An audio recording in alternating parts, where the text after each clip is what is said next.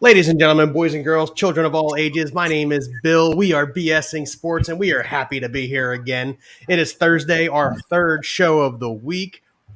Ryan is excited to talk how the Phillies are in the playoffs. Red October, welcome back. We have a special guest coming with us tonight. You guys may have recognized some of his comments and questions and stuff from previous shows and previous weeks. He's actually coming to us. He's not even on the screen. I already love his attire. He's coming to us directly from his classroom because he's a teacher, and it's parents' night or meet the parents or whatever it is for you teachers out there. So let's just bring him in. Frankie Ewing, Ewing. Thank you very much for joining us. It's great to be here, boys. How are you? Yeah, doing good. What's going on, Frankie? Thanks for all the support the last few weeks. Say that again, Ryan. Thank you for all the support the last few weeks. Hey, I love following you guys. Anything that involves Philadelphia sports, Bill knows I'm in. But it's nice to have a platform like this where I can listen to you guys, listen to guys I know and love. Eagles flag and cream-colored Phillies jersey. I love this guy. Just like that, we have a new co-host on BSing Sports. What's going on, Frank? Yeah, honestly, I could have done the same thing. I just chose to go with the logo and a black tee, though. It's all right. It's all right. I mean, I'm not a real fan. That's fine. We got a great show for you guys. Frankie's gonna have to hop off here eventually. He does have to meet the parents. That sucks. Yeah, it was nice. Yeah. However, our show consists this week of a familiar topic that's going around the NFL. Everybody's comparing the 2022 Philadelphia Eagles to the 2004 Philadelphia Eagles. And the comparison is strong. It's the first time they've gone undefeated since 2004. It makes a lot of sense. It's also the year that the Eagles went to the Super Bowl and lost to Tom Brady 24-21. So let's just jump right into it. I think the way we're going to play this game is who would you rather in relation to current roster versus old roster. We're going to jump right out of the gate. What position you want to hit last, Ryan? Quarterback last. Let's get the obvious out of the way and do the coaching first, because if we're not all on the same page there, you're Big Red. wrong. Big Red, Hands down. It's Andy Reid, it's Jim Johnson, it's Marty Morningweg, it's any coach that was involved with the 2004 team. I'm taking him over whoever's involved right now. Yeah, John Gannon's had a good game plan the last few weeks. Shane Steichen obviously has led this offense in the correct direction since he took over the play calling duties in the middle of last year. Doesn't even compare to Big Red and his squad. Give me the 2004 coaching, hand over fist, 8 days out of the week. Those of you watching, I know we say Big Red just about every week. What we're referring to is Andy Reid. In his younger day, he had a lot of red hair, and now he's got the big red Chiefs jacket on. It just really suits him for Big Red.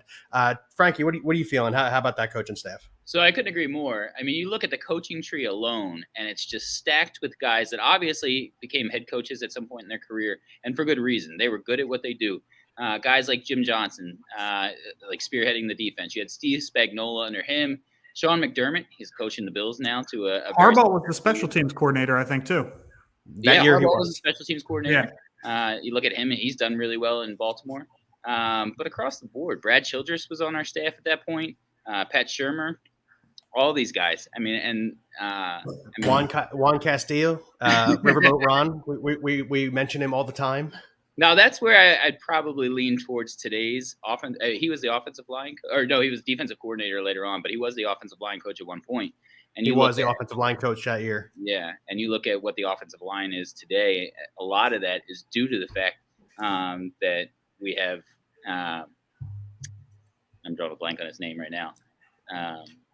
The offensive line coach, Jeff Stoutman. Yeah, he's Stoutland. Yeah, Stoutland's probably the only one. He's widely considered one of the best coaches in the NFL, especially in terms of the offensive line. I would argue that Jeff Stoutland's the best positional coach that the Eagles have ever had. Yeah, I agree with Tim, that. how you feeling? Yeah, I'm definitely taking Big Red's team back in 2004 over ours right now. Don't get me wrong, Nick Sirianni had been a good head coach lately the past year or two. I like that keyboard bill. Nice, Bill. With the logo and everything too, or with the BS and sports down there. Yeah, yeah. So you do my wife surprised me with it. Sorry, you do Timmy. a lot of that when I talk. I see that a lot. Go, Timmy. I'm sorry. But yeah, I would still take Andy Reid's team, coaching staff over our coach staff now. Yeah, Bill. I lost my train of thought. Thanks. Sorry, what was that, Tim? Good. What? I didn't cut you off that time. I lost my train of thought. But you didn't have to cut me off. Anyway. All right, so let's get okay. So the coaching was the obvious part. Let's go to the defensive side of the ball. I think we're all going to agree here. Let's start with the safety position. You got to go Dawkins. Honestly, I don't even remember who to the cornerbacks now because there's not much to say about that. I mean, we can argue that Chauncey Gardner-Johnson is having a good year, but he's got nothing on Brian Dawkins. Weapon X was the man. It doesn't even matter who the second safety was. You're taking the 04 safeties. Let's start with Timmy on this one. How you feeling? Yeah, I'm definitely taking Dawk anywhere, anytime, any place, against any team. No matter what, I'm taking Dawk. He's one of my favorite players come out of the Eagles organization, out of the NFL, playing out of simple. He's my favorite player, basically. I would take Dawk over all 3-4 safeties, whoever's on the roster that considers themselves a safety now. And then you add in the fact that Michael Lewis was probably one of the more underrated safeties in the NFL at the time. He was a multiple-time Pro Bowler. Easy money. This isn't a discussion. Yeah, I'm pretty sure Quentin Michael was also a safety on the roster at that point in time, correct? He was a little bit later. He was right after Michael Lewis.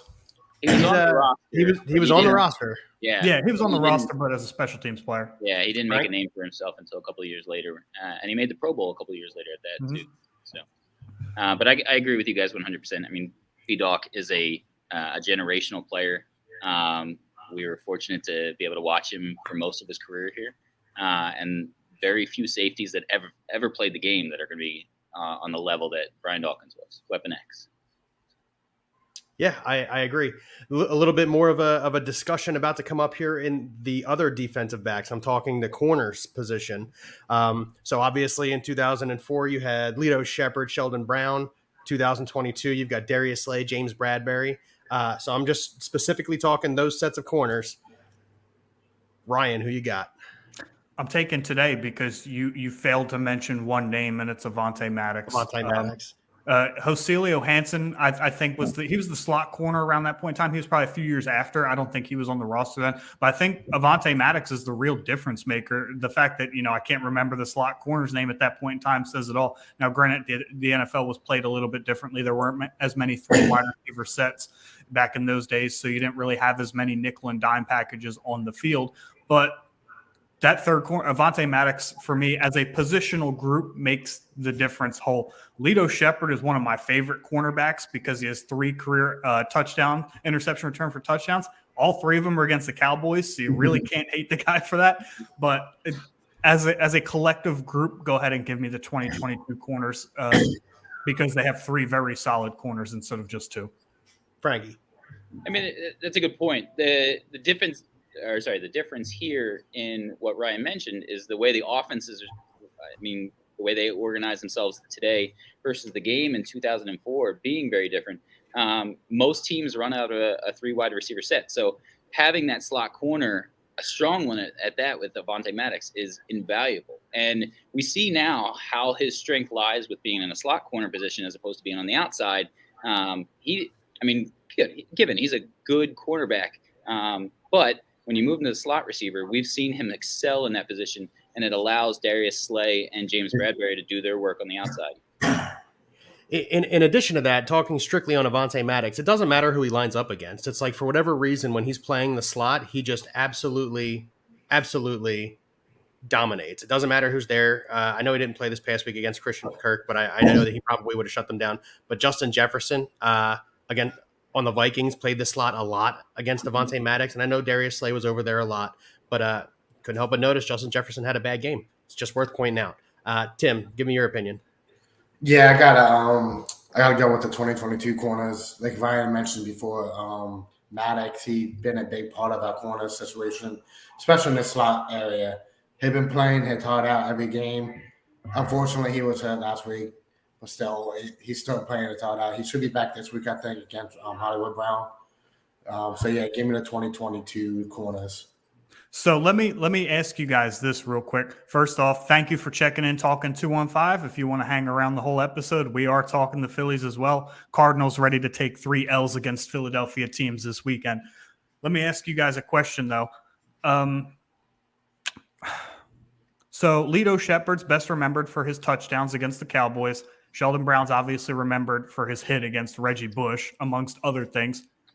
Is Darius Slay shutting down Justin Jefferson kind of on par with those? Or are we still waiting for those things to remember those guys by? I mean, I guess it depends on what he does in the playoffs for me. So like get to the postseason and then make that kind of a like game, like have that kind of game in a high pressure situation. I know Monday Night Football is a high pressure situation, but do it in the playoffs for me. Shut down, hypothetically, last year, shut down Mike Evans. Couldn't do it. So do it in the postseason, help us get to the next level. And then, I think those are the types of things that are going to happen. That Sheldon Brown hit on Reggie Bush is still one of the best hits in history. Like every time there's like a greatest hits in the NFL, it's always in there. That one and the Brian Dawkins hit on Algie Crumpler in the 2004 season, actually. And the championship hits. Yeah, both of those hits are in like every single one. But for me, if I'm Darius Slay, if I'm James Bradberry, I'm Avante Maddox, I'm looking – do it in the postseason, get my team to the next spot, and then it'll be one of those things that I remember. I think a lot of this, too, the growth of the defense, especially over the course of the first 4 games of the season, has a lot to do with Jonathan Gannon changing what was his comfort zone for a long time, and just rushing 4 guys and letting the other 7 fall back. Now, you're seeing him trust the outside corners in man-to-man because that's what they do best. Avante Maddox is the same way. But you can also put additional pressure on. You got guys like Hassan Reddick, you got TJ Edwards that can hit the stunts and really put pressure on the quarterback and make the cornerbacks look good. And vice versa. The cornerbacks are making the offensive line or the defensive line look good at the same time as well. I agree with that. And it's interesting because, most of the NFL nowadays plays zone coverage. It's just popular. Probably 60 to 70% of your plays on defense will be zone. If the Eagles can flip the script and do 60 to 70% man, that's something entirely different. Also, to touch on Talking 215's comment, hasn't logged a practice yet, talking about Avante Maddox. Would be slightly surprised if he played. They can afford to sit him out this week. Outside of Marquise, look, the Cardinals, and we'll get into a pregame preview tomorrow, the Cardinals look like they're in disarray. They're a totally dysfunctional offense. They haven't done very well, especially in the first half of games.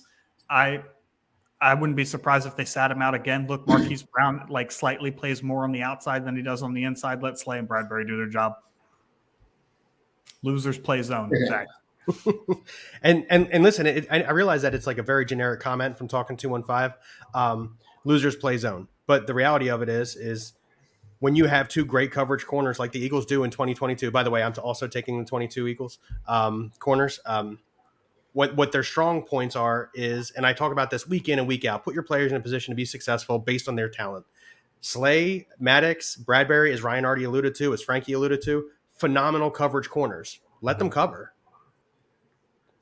Sorry, Frankie, we cut you off like mid-sentence, man. No, that's fine.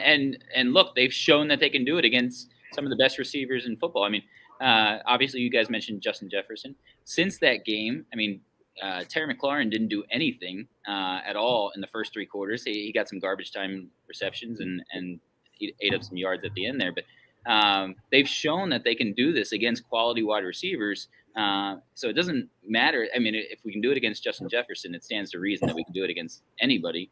Now, when we get to the teams that are 2 and 3 wide receivers deep, that have a little bit more of a skill set. Now, let's not sell short Adam Thielen on the other side of Justin Jefferson. I mean, that's a good wide receiver pair, and the fact that they didn't get much of anything that game speaks volumes to how good Darius Slay, Avante Maddox, and James Bradbury played that game.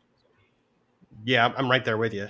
So you're also taking the 20. I may have missed it. 20. Right, as a unit, absolutely, yeah. But Tim, I do have a sweet spot for Lito Shepherd. Oh, we all do. That pick six against Romo there. Yeah, there was there was a game that I was at against Carolina, and it came down to the very end of the game.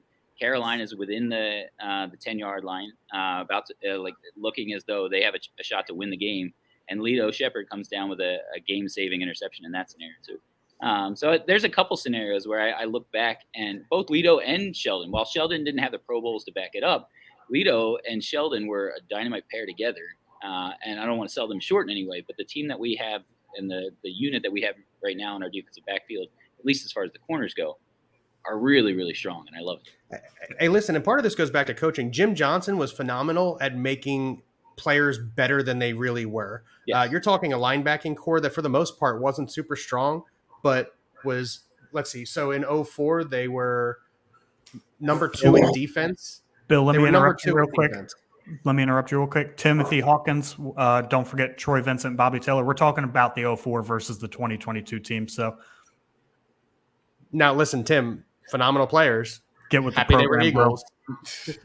But yeah, so in 2004, the Eagles gave up 260 points. That was second in the NFL.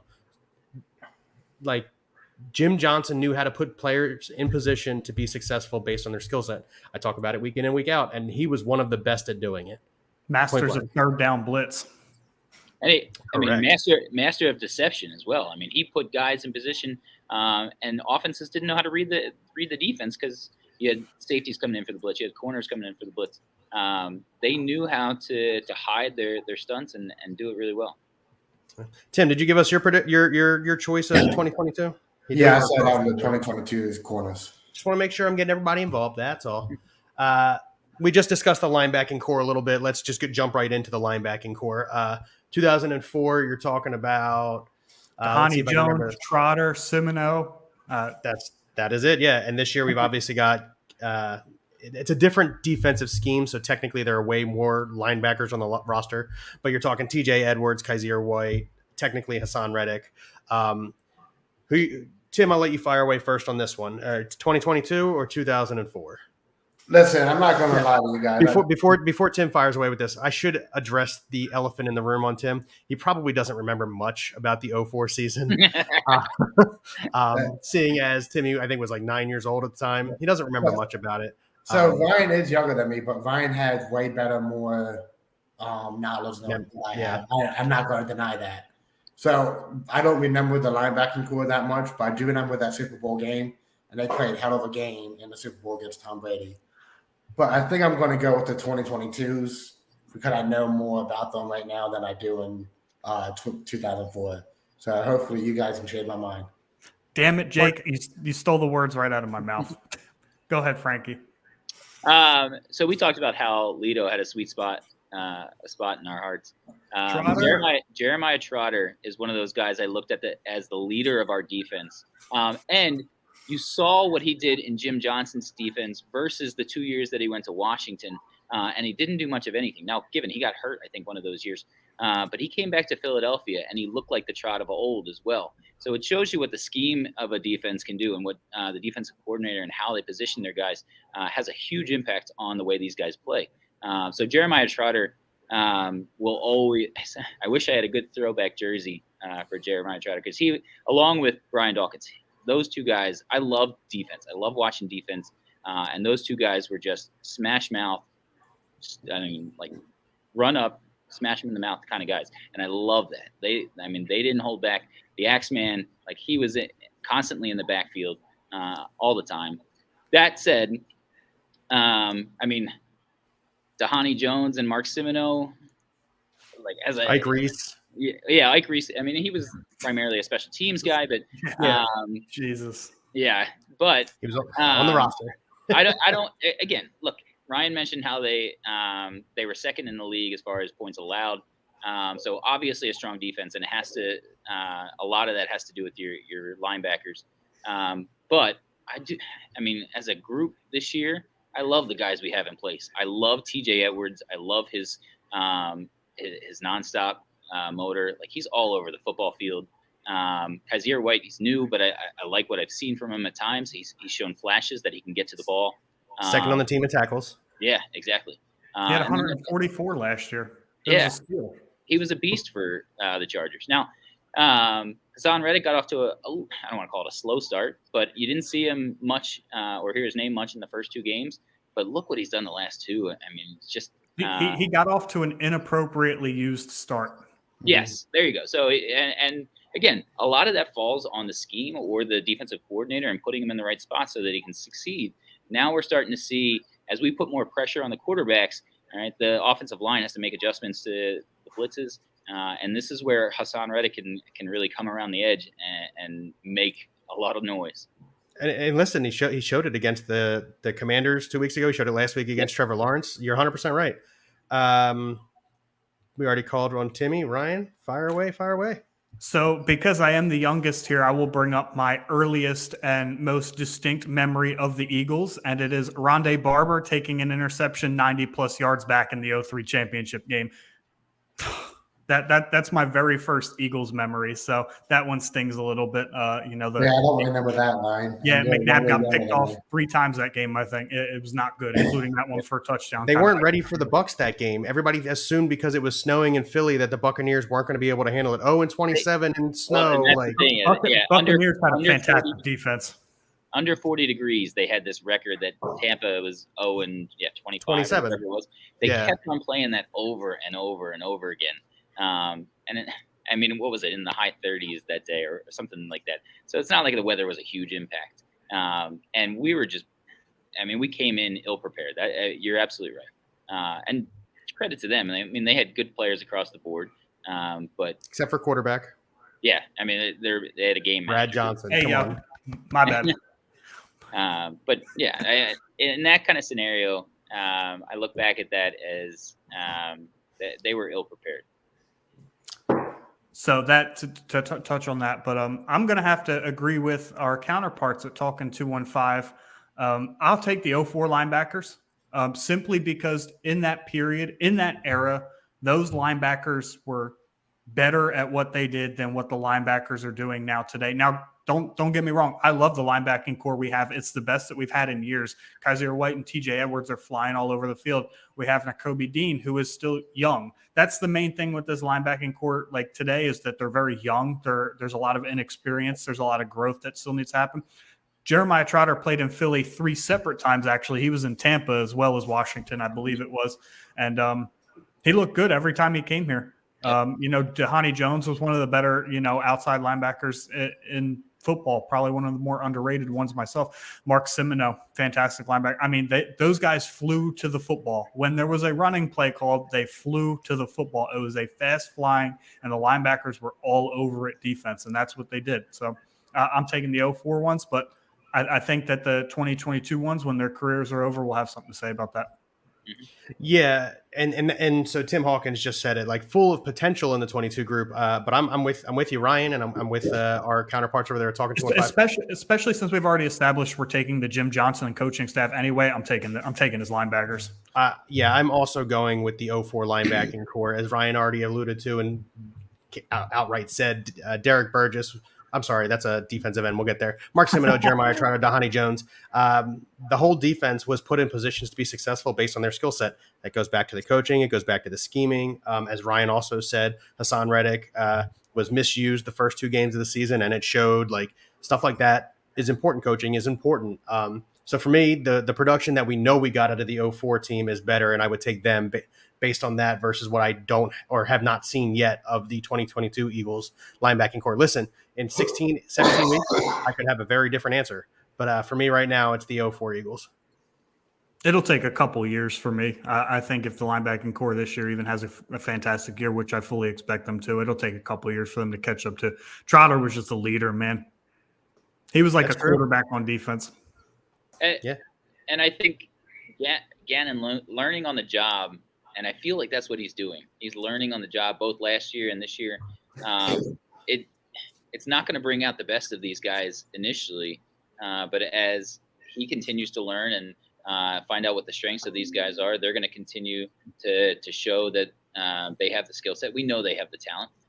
It's just a matter of putting them in the right places and setting them up for success, and that falls on Jonathan Gannon. Yeah. Let's knock out the last bit here of the defense and go with the defensive line, the front four. In 04, the guys' names are, just one of the guys named Javon Curse, Corey Simon, Darwin Walker, Derek Burgess. This year's front four is really a front eight, but we'll go with the starting four, I suppose, in Hassan Reddick, sort of, Brandon Graham, Fletcher Cox, Javon Hargrave. There's just too many of the front four for the Eagles right now for me to just like rattle them all off because it's a different type of front four. So Tim, I'm going to let you try and go first again. You got to be a part of the show, Timmy. Come on, let's do it. I know you're waiting for the Phillies section. I know you're waiting for the Phillies section. That's all I'm here for. But if my memory stands corrected, like Ryan said, he had an earlier memory than I do. I don't have a good memory about 2004, or like I said, I remember the Patriots game in the Super Bowl, eating wings on my couch. That's all I remember.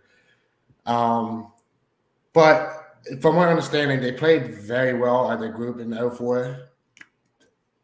I think I'm going to have to take that 04 defensive line. I haven't seen enough out of the 2022s yet to prove to me that they're good enough. So I'm going to go second on this one. I like that take, to be honest with you. Is we saw what the 04 defense was able to do. Now, having said that, as Frankie has alluded to, the 04 defense blitzed, and they blitzed a lot, and it helped the defensive line look really good. This year, John Gannon is trusting the front 4 or 5 to get home, and the last 3 weeks they're getting home. So for me, it's the 2022 defensive line. And a part of that goes back to all the rotations and stuff. Should they be better than they are? Absolutely. But for me, it's not all about stats, right? It's all about pressures. And for me, the 22 defense, I think looks really solid, and I'm going to take the 22 defense. Frankie? I'm going to side with you on this. And it really, from my perspective, there's a couple different takes here. So from a down 4 lineman, all right, so this year you're looking at, as you said, you got BG, you got Brandon Graham, you got Fletcher Cox, you got Javon Hargrave, and then Josh Sweat on the other side. BG, we know when he's healthy, he's a motor. Josh Sweat showed last year he could be a Pro Bowler. Fletcher Cox, while probably past his prime, is an absolute beast. And he showed that in Washington that he still has it. Whether or not it's going to be consistent, we don't know. And then Javon Hargrave has been very impressive in his time as an Eagle. So I will take the 2022 team, but a lot of it has to do with the depth as well. All right, you got good young talent behind a lot of those guys too. I see Ryan pointing at you. Oh, he's agreeing with you. Okay, but I love. Look, they're not sexy picks in the draft. But when Howie makes the moves to go and get these big offensive linemen, these are the guys you want in the trenches when it comes time to going up against the big squads. I love that. I love the Jordan Davis pick. I think that even in small bursts, he's shown that he's going to be really good. Can he stay in shape? That's the question mark with him. And then, I mean, you have contributors at the same time. I mean, Milton Williams has shown pretty good at different times. I was surprised, and I don't mean to backtrack here for a second. We're going back with the linebackers. The linebackers are what help a defensive line look really, really good. All right, when the defensive line when they run their plays, are the linebackers there to fill the holes. So a lot of that comes down to how well do they complement each other. And this defensive line is stacked with depth, really good players across the line. Not to say that the defensive line from 04 wasn't good. Javon Curse, he was a Pro Bowler, but I don't know that he was a Pro Bowler with us. Corey Simon was really good, but he had a very small window. You also had Hollis Thomas, Darwin Walker, guys that were really good, but I don't look at them as the level of talent that we have right now on the team. I'm pretty much going to copy and paste what Frankie just said. Truthfully, I believe if we're looking at the front four, the four that you compared in 04 versus the four that you compared in 2022, the 04 group is more talented. They were utilized better. Javon Curse is probably one of the best defensive ends, although he was a slight disappointment coming over from Tennessee. We were expecting a little bit more out of him. He only got 7.5 sacks each of the 2 seasons that he was in Philadelphia, but he provided a presence. Darwin Walker and Corey Simon. If you look back at 2004, the way that defenses were structured, defensive tackles didn't rush the passer. That's not what their job was. Their job was to stuff the run. And Corey Simon and Darwin Walker did that probably better than any defensive tackle pair in the NFL. While you had Derek Burgess, who had a Pro Bowl season when Javon Curse was lined up on the other side of him. So I think the utilization with Jim Johnson, and I think those 4 are probably slightly more talented than the 2022 squad.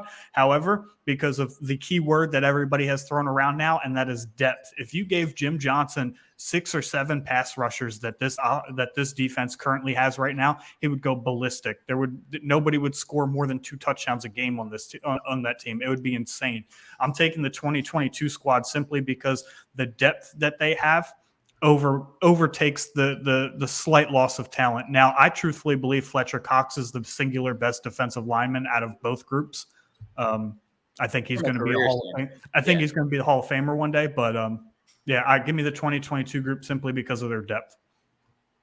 Now, I just want to hit on a couple of things. A lot of the guys you mentioned. So yes, Javon Curse was an absolute beast. He was called his nickname was the Freak, I think. Yep, the Freak. When he was with Tennessee, I mean, he was unstoppable. But his last Pro Bowl was 2001, so he's a couple of years removed by the time he got to us. He got hurt. That didn't help things when he came to us. Derek Burgess, while a beast in his own right, wasn't a beast until he went to Oakland. I remember that. He was really young with us. Didn't get a ton of playing time. We saw little spurts from him. But when he went to Oakland, 05-06, he turned into a Pro Bowler both years and was leading. He led the league in sacks the one year. I mean, it's not to say that we didn't have talent in 04. We certainly did, and it was utilized really well. But a lot of that talent was either before they came to our squad or after this current It's all year. about coaching. Yep. I agree with you. 100%. All right, let's move on to the offensive side of the football. We just ended with the defensive line. Let's start with the offensive line. This is tough. 2004, John Runyon, Jermaine Mayberry, Hank Fraley, Artis Hicks, and Trey Thomas. This year, Lane Johnson, Isaac Sayamalu, Landon Dickerson, Jason Kelsey, and Jordan Mailata when healthy. I want to go not first on this one. Ryan, or Timmy wants to go. Let Timmy go. So I'm going to say right now, I'm taking a 2022 offensive line. They have Lane Johnson had not gave up a sack in a year and a half now. Had to give no quarterback pressures on him. The Jalen Hurts had been hit in a year and a half. But he's not a top 100 player, though. I'm sorry, what? But he's not a top 100 player, though. Nah, it definitely should be. But Jordan Mailata is an amazing left tackle, freaking nation over there. And no one beginning by him. Jason Kelsey, best center of football. There's nothing else to say about it. Give me the 2022 offensive line. I don't even care about the overall offensive line anymore. Some of you might disagree. And again, this is not a shot at the 2022 team. The tackles in 04 were better by a hair. Trey Thomas and John Runyon were just absolute monsters. I didn't even when Trey Thomas changed his name to William Thomas for a year or whatever the hell was going on there, he was still a beast. I would take the advantage over tackles. However, I'm taking the 2022 group as a whole because, one, Jason Kelce is a leader. He is a man. He is the best center in football, something that Hank Fraley never was. And as good as Artis Hicks was, as versatile as Artis Hicks was, filling in for Hank Fraley sometimes, the interior of the 2022 line, the skill gap there is bigger than what it is on the outside. So I'm taking the 2022 line as a whole. But if I could take the tackles from 2004, I would. Add one more thing here. Right. Yes. I'll let Frankie go. Go ahead. Being around, I know you got two. Oh, Frankie's a little busy. Possibly guys. All right. So here. So my take on it is, get you good to go? Yeah, I had another teacher come in. Didn't realize. That's fine, what I was doing. So, look, Ryan and I seem to be on similar pages here on a number of different levels.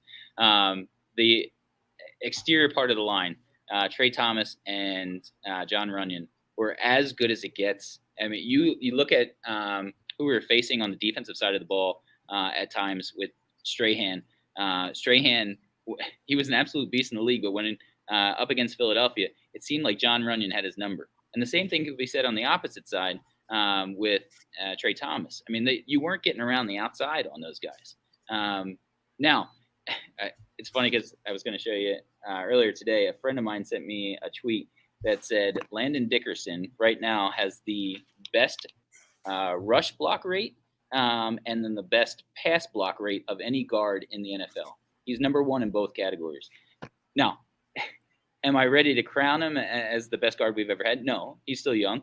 But I love where Stoutland has put our guys.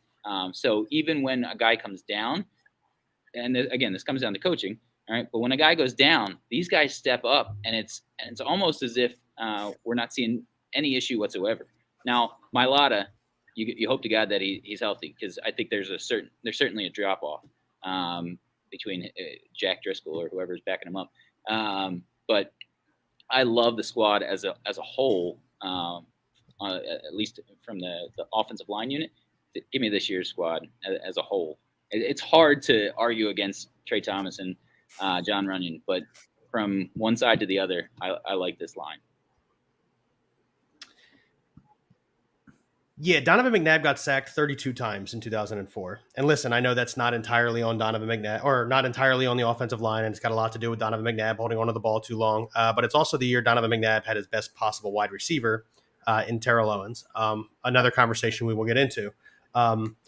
Getting sacked 32 times in a season is a lot. You're talking 16 games. You're averaging 2 sacks a game. That's kind of a big deal.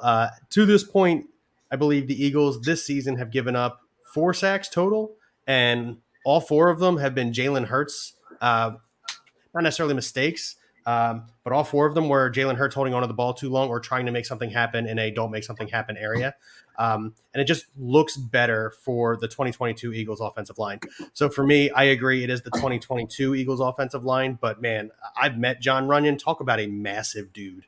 And I met him years after he was in the NFL, which means he was smaller when I met him. Congressman John Runyon. That's when I met him. I met Trey Thomas. Same thing. Like massive dude. You pale in comparison when you're looking up at these guys. So I was working at a Pep Boys in Morristown, New Jersey, and John Runyon had to duck through our door to come in. And I stared at him like this, not exaggerating. You're John Runyon. Yes, I am. Yeah. You're Congressman John. You're Congressman John Runyon. Is that really how you know me? No.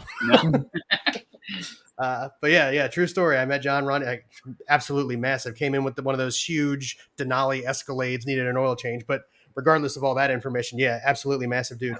And I don't disagree that the tackles in 04 were a hair better than they are in 2022. But overall, it's the 22 line. Yeah.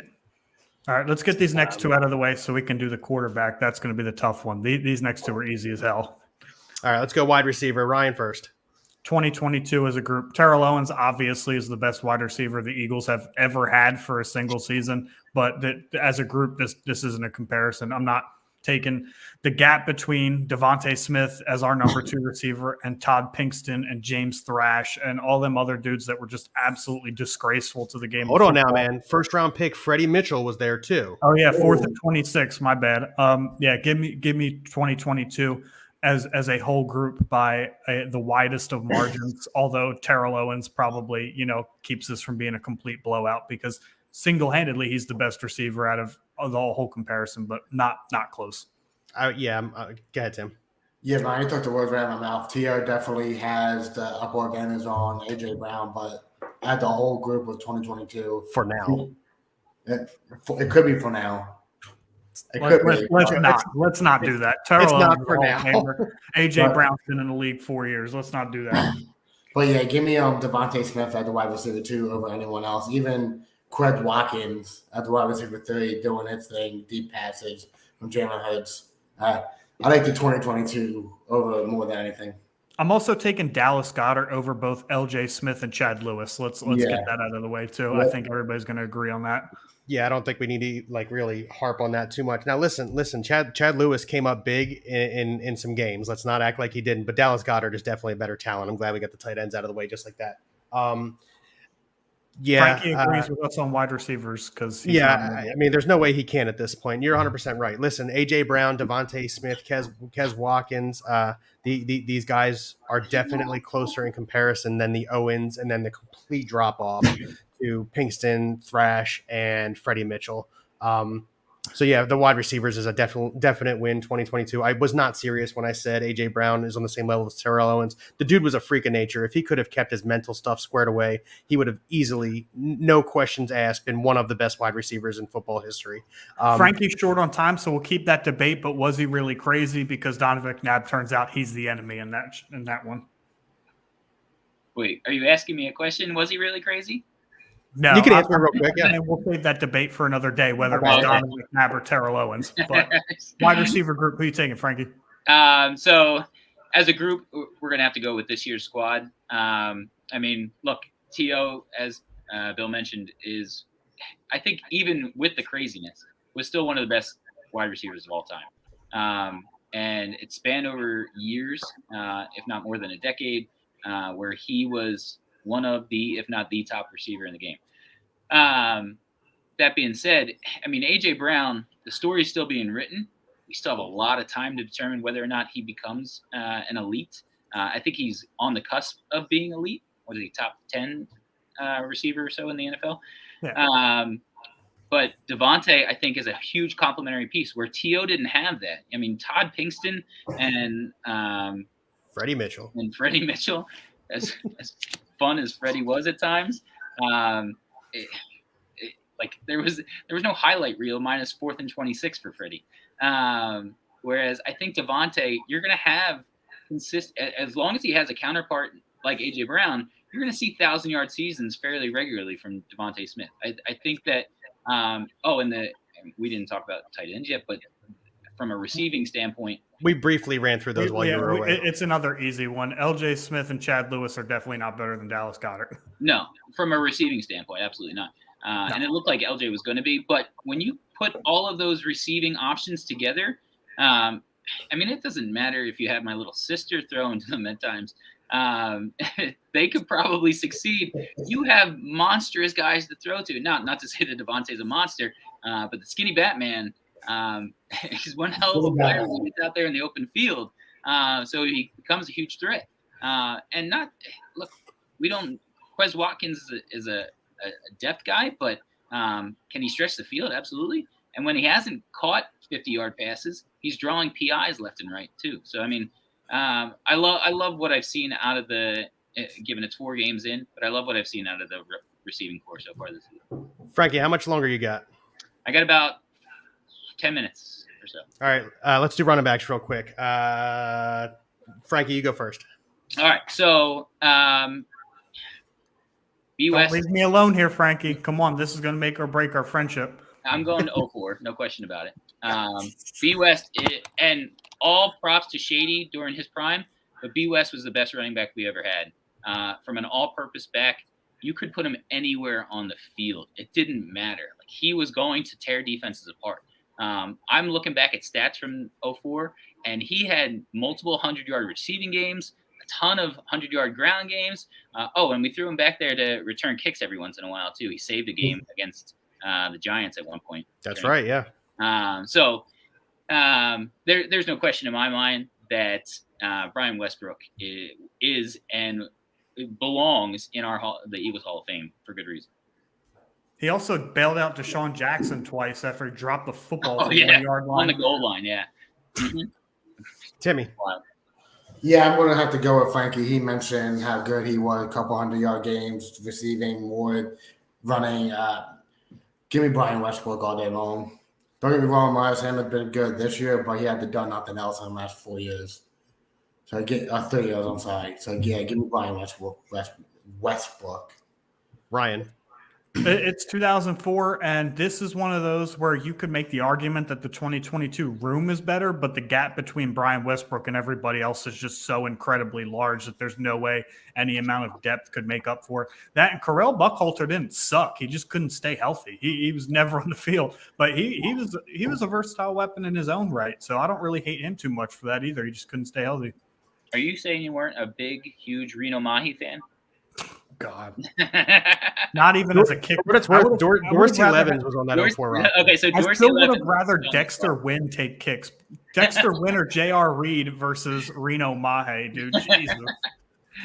All right, let's do it. Let's get through it. Let's have it. Donovan McNabb, Jalen Hurts.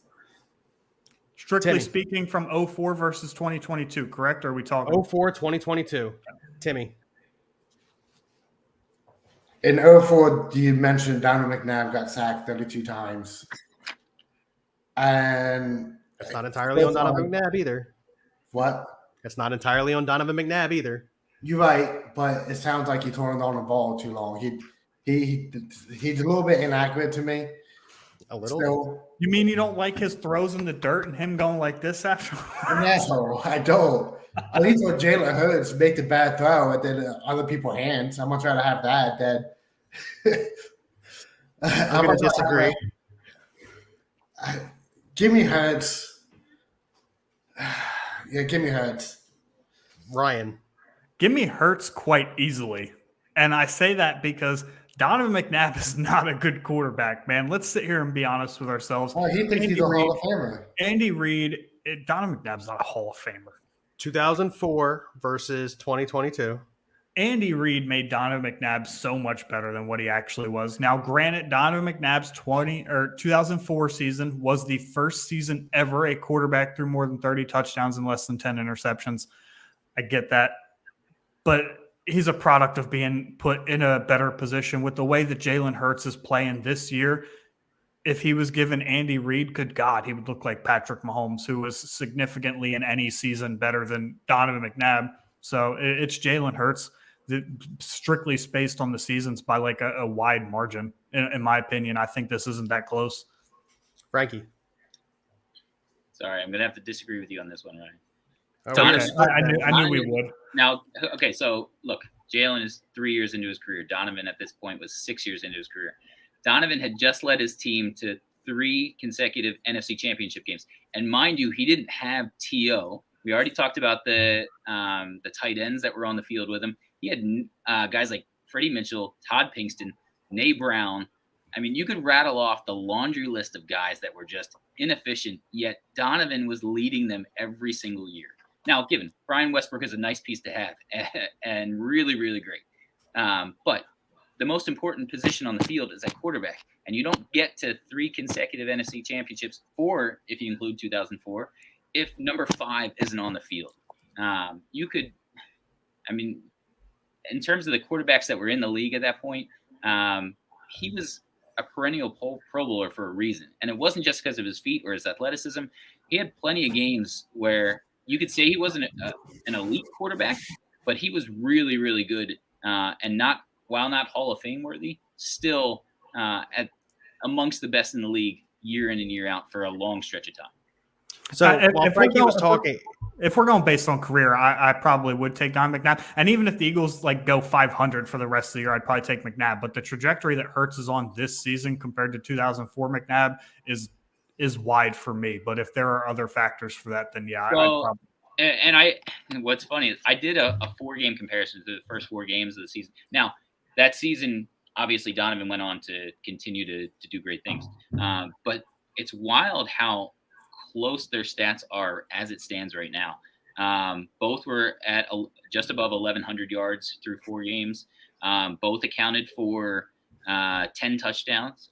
11 for Donovan, 10 for Jalen, both on the ground and in the air. And both could do some damage with their legs. I mean, they're very comparable, but you're right in that the trajectory. Wow, that's a mouthful. The trajectory with Jalen Hurts is looking really good. And we know that he's got the work ethic. He's got the intangibles, as everybody says. We know he's going to continue to work hard and try and get better and better every year. But if you're looking at this year versus 2004, Donovan was a much more progressed quarterback. He was a better quarterback than Jalen is right now. Jalen still has plenty of time to prove it, but at this moment in time, I'm taking Donovan from 2004. I realized what happened here is let me point out a stat real quick. Jalen Hurts is on pace to break the NFL single season record for total yards by one person. Yeah, well, that's pretty impressive in its own right.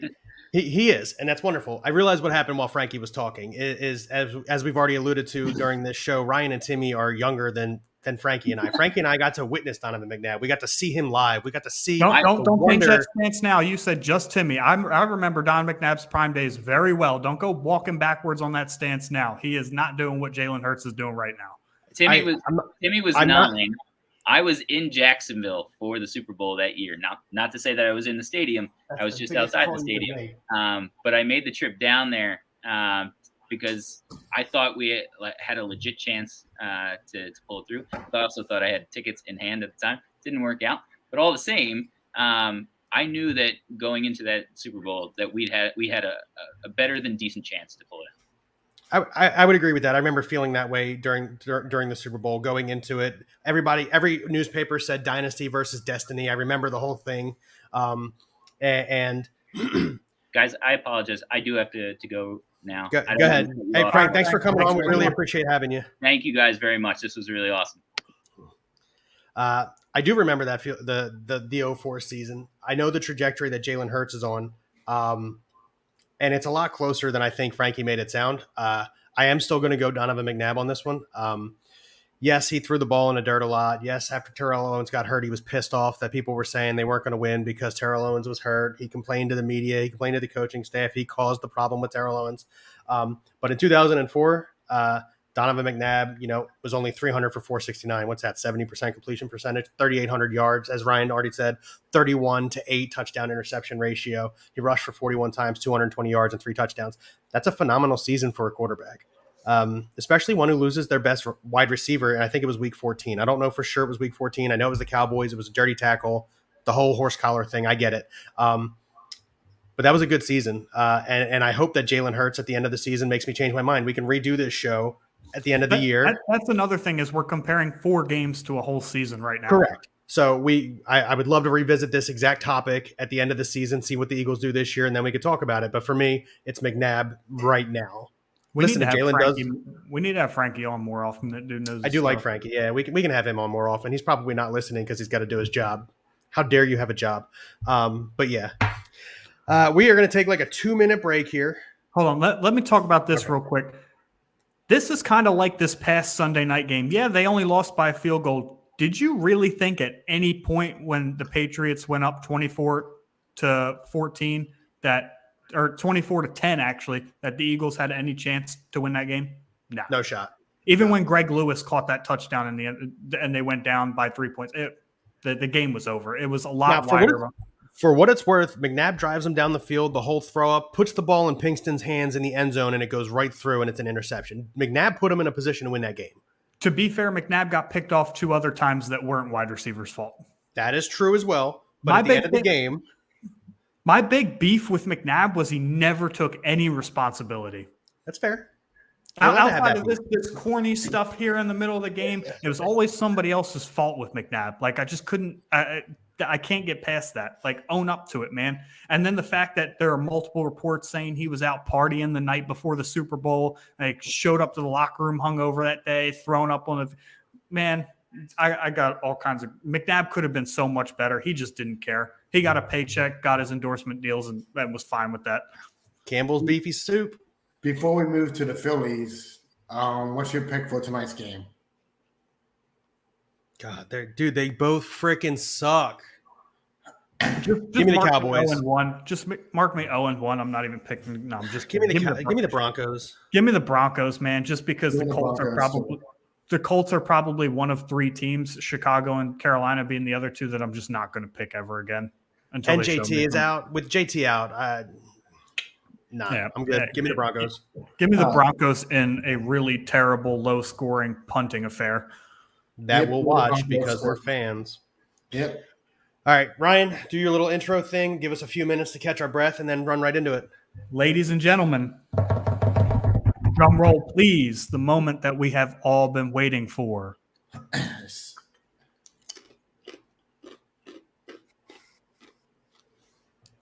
Ladies and gents, this is the moment you've waited for. The return of the Red October. I hope I don't get in trouble for that. We all know what that's from, and I'm sorry if I get in trouble for that. Tomorrow's game, 2:05, Wheeler versus. They haven't announced yet. Actually, Correct. They have not announced. They have announced it. It's Quintana and then Miles Michaelis, and then Jordan Montgomery for Game 3. So they're not starting the two aces. Michaelis just pitched recently, so he'll go Game 2, which is the smarter move in my opinion anyway. But that's just me personally. But yeah, we got Wheeler and Nola first two games. How you guys feel about that? Yeah, I mean, it couldn't have lined up better. Nola coming off, he struggled a little bit in September. Every other game was up and down, and then October he pitched a phenomenal outing to get us into the playoffs. And Wheeler has been coming back from an injury. We realized that he's looked stronger and stronger with every outing. Honestly, I don't think it could have been lined up any better for the Phillies to at least take this series. You're talking Wheeler and Nola are 1-2.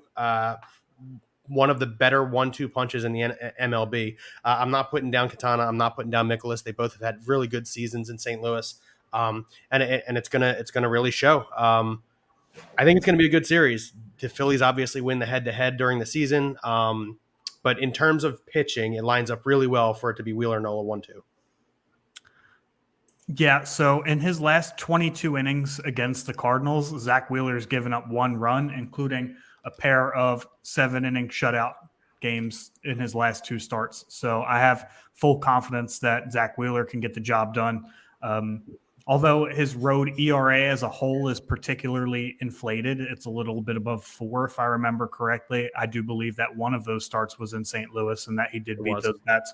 So, and Aaron Nola's done something similar. So the Phillies have 4 wins against the Cardinals this year to 3 losses, and all 4 of those wins came from Aaron Nola. And no, they were 4-3. They played 7 times.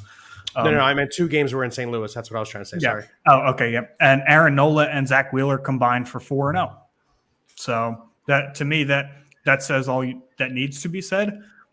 Now, if I were Rob Thompson, I would do things a little bit differently because if one of those starters does slip up, Bailey Falter versus a very red-hot Jordan Montgomery does not – I know Falter's pitched well in his own right, but it's something sits in my stomach funny about that. Or whoever they decide to run out there, I'm assuming it'd be Falter because he's been your best pitcher over the last 6 weeks. They online, not on the radio, they've been saying Suarez.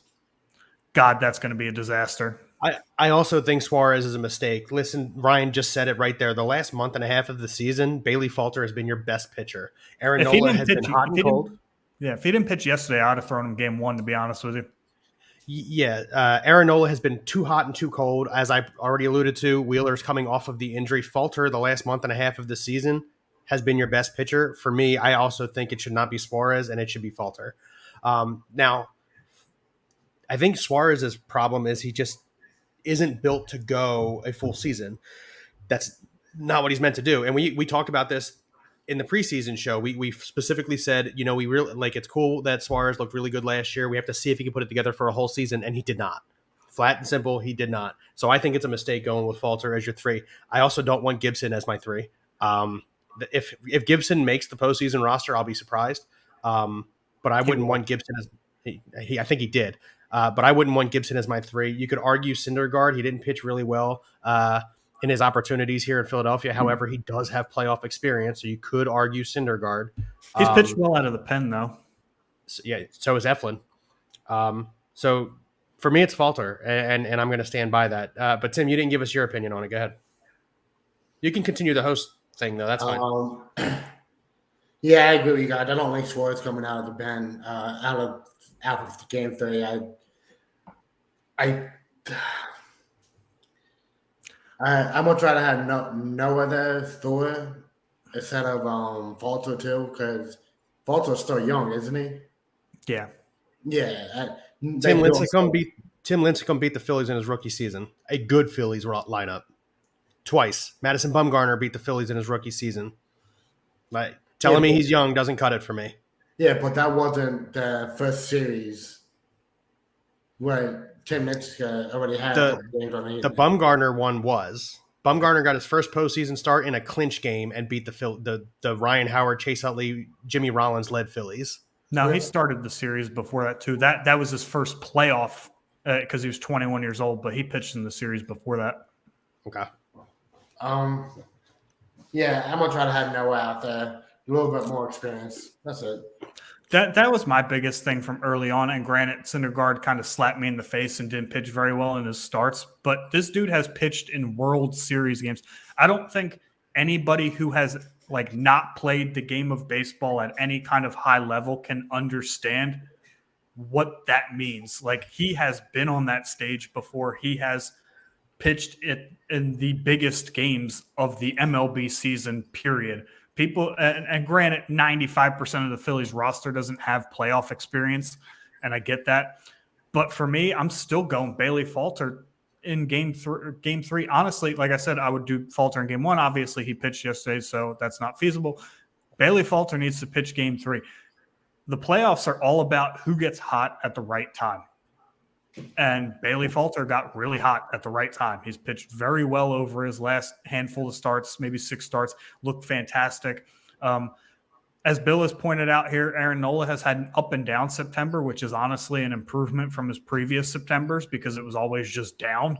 So that gives me a little bit of confidence. However, Aaron Nola has been a beast on the road this year.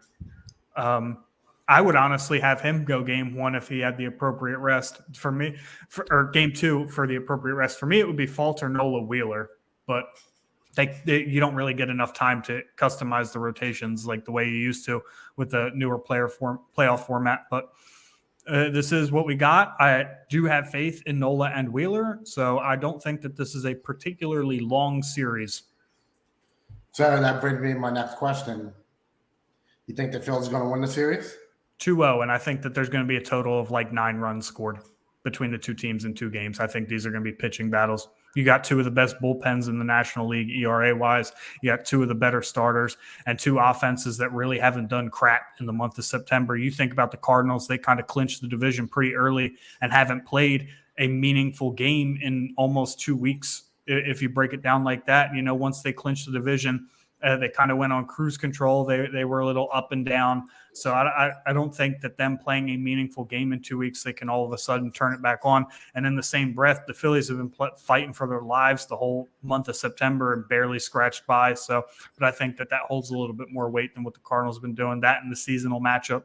Give me Nola and Wheeler, 2-0 series sweep. So. Yeah, I also agree that the game 3 starter isn't going to matter. I also believe that Wheeler comes out, he pitches 7 strong innings of where he leaves the field with a 1 or 2 run lead, that small of a lead, and the Phillies bullpen gets it done. Same thing with Nola. He pitches a game where he's got a 1 or 2 run lead. He comes out in the 6th or 7th inning, and the bullpen gets the job done. As we pointed out, our bullpen has been good. The Cardinals bullpen has been good. Ryan says a total of 9 runs. I'm calling even less. I'm calling a total of 7 runs in 2 games. But I do believe that the Phillies take it 2-0, and then they get to visit the Dodgers, who, again, listen, we can have this conversation again next week. I have no problems doing it if I have the opportunity. I'll be in Dallas from Sunday to Thursday night, which means it's going to be tough for me to try and do a show. But I'm going to get to that question. I actually like it. But for me, the difference is, as Ryan already flat out said, statistically, you're looking at this. Nola and Wheeler are 4-0 against the Cardinals this year. How do you bet against that? No, Ken, you're actually wrong. The playoffs, the bracket does not reset. Show the comment. Sorry. Yeah, sorry. All All right, so the comment Ken Brandt says, no, we get the Braves after the Cardinals. In the MLB, the bracket does not reset. So we're on that side of the bracket with the Dodgers. The only time we get the Braves or the Mets is if they beat one another to get to the NLCS. So that's the only way we get the Braves or the Mets. So again, if we beat the Cardinals, we go on to play the Dodgers. Now, having said that, Ken Brandt asked this question: do you pitch Sir Anthony in pressure situations? I don't think so. I know that at one point in the season, he was your best closer. He's not right now. I think you need to go with your best pitchers. You may not have a closer, a legitimate closer on the roster. You need to go with your strongest pitchers. So as we've said, Noah's been good out of the pen. Eflin's been good out of the pen. I think you kind of need to lean on those guys. Will Sir Anthony pitch in the playoffs if they make it past the Cardinals? Yes. But I don't think if they're close games like the ones Ryan and I are predicting, Timmy and I are predicting, I don't think you put Sir Anthony Dominguez out there. Now listen, Alvarado, you definitely throw Alvarado out there. He's been effing phenomenal. I almost said the word flat out because that's how good he's been. But you need to lean on those guys. 2-0 Phillies. Yeah, I disagree with you, Bill. I think Sir Anthony does pitch at some point in this series, and it's the playoffs. Every pitch matters. I don't care if you're up 10-0 or down 10-0. Every pitch matters because all it takes is one. All it takes. We've seen these massive rallies. Granted, 10-run rallies are few and far between. Anything can happen in the postseason. So I do expect Sir Anthony to pitch, and they're all high pressure situations. But if it is a 1 or 2 run game, I also expect to see him out there. I don't expect him to close. I think that's David Robertson's job to lose.